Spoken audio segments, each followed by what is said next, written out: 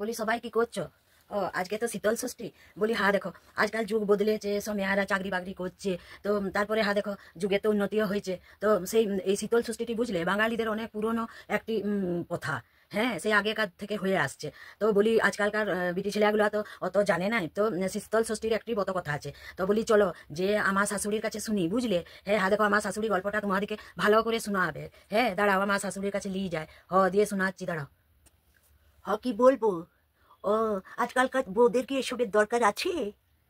আচ্ছা, দেখো, আমাদের সময় তো এত সব এই ডাক্তার ওষুধপত্র এসবের তো এত উন্নতি ছিল না। তাই সমাজে কিছু নিয়ম আমরা পালন করতাম। আর সেই নিয়মগুলো যাতে মানুষ রোগ জ্বালা থেকে বাঁচে, তারপরে যাতে মানুষ সুস্থভাবে জীবনযাপন করে, তাই আমরা সেই সময়কালে আমার শাশুড়ি, তার শাশুড়ি সব এইরকম সামাজিক অনুষ্ঠানগুলো উম, আয়োজন করতো, বুঝেছো?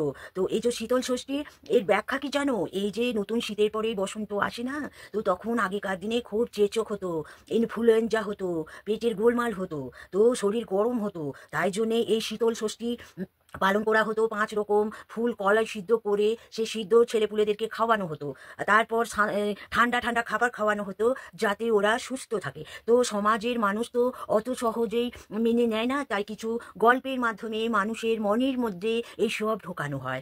তো বলি চলো শীতল ষষ্ঠীর যে ব্রত কথার গল্প সে একটু বলি। এই দেখো, করোড়পতি আর লাখপতি 2 বন্ধু ছিল, বুঝলে। তাদের কোনো ছেলেপুলেই ছিল না, কিন্তু তারা দুজন খুব ভালো বন্ধু ছিল। তারা বলেছিল, যদি আমাদের ছেলেপুলে হয়, তোর ছেলে হয়, আমার মেয়ে হয়, তো বিয়ে দেবো। তো তারা না বড় দুঃখী ছিল। যখনই দুজনে কোথাও বেরোতো, তখনই জানো, হ্যাঁ বৌমা দেখো রান্নাঘরে বোধহয় বেড়াল ঢুকলো, মাছ আছে তো। হ্যাঁ, দিয়ে দুজনে যখন বেরোতো তখন সমাজের লোক খুব গালাগালি করতো, যে আটকুড়া মুখ দেখলাম, বাঁজা মুখ দেখলাম, বাচ্চা কাচ্চা নেই। যাই হোক, তারপরে তাদের করোড়পতির ছেলে হলো। তো লাখপতির তো ছেলেপুলে হয়নি। একদিন একটি ভিখারি এসেছে দরজায়, বলছে, মা তোমার কাছে আমি চাল নেবো না, তুমি তো বাঁজা মেয়ে, তোমার হাতে নেবো না।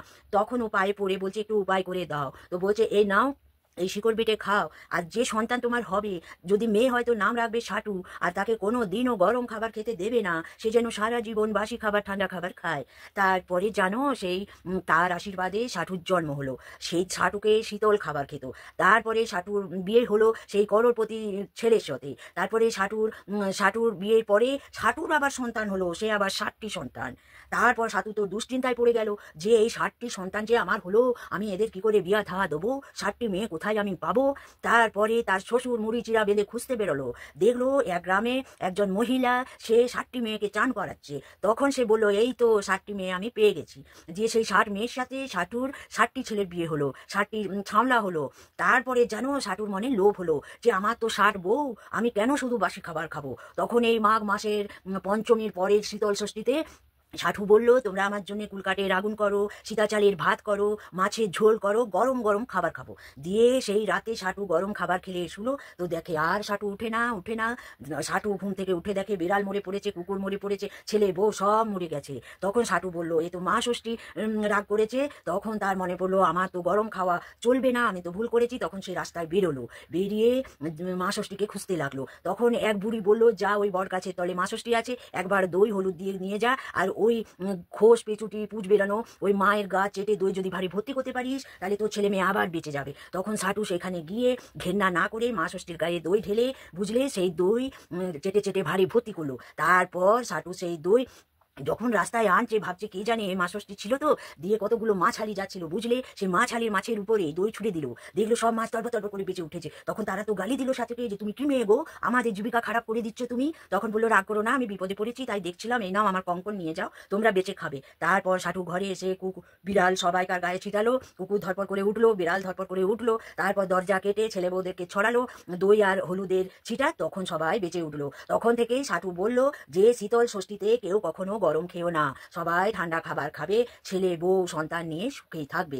এইসব গল্প সমাজকে এই জন্য শোনানো হতো, যাতে সমাজের লোকদের একটু ভয় হয় আর এই সব রীতি রেওয়াজ পালন করে। তবে বাবা, আজকালকার সব বউরা, দেখো বাবু, এখন তো সব টিকা বেরিয়ে গেছে, চেচকেরও আর ইনফ্লুয়েঞ্জা তো সব খাঁচো করেই শেষ করে দিচ্ছে। এখন তো রোগ জ্বালারও অত ঝামেলা নেই, তাই পারলো কি পারলো না তাতে কিছু যায় আসে না। তবে আমরা পুরনো মানুষ বাবু, করে আসছি, করবো যতদিন বাঁচবো। হ্যাঁ, এই হলো গল্প, বুঝলে।